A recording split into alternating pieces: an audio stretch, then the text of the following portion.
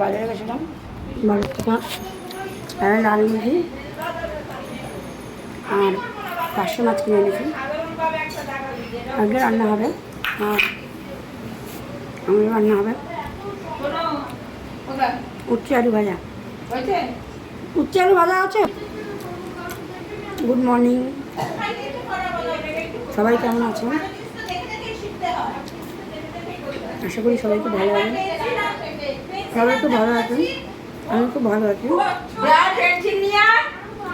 খাওয়া দাওয়া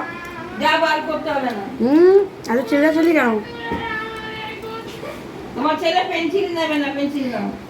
ওখানে তো রাজি নিয়ে নি না, নিচ্ছে না, দিচ্ছে না।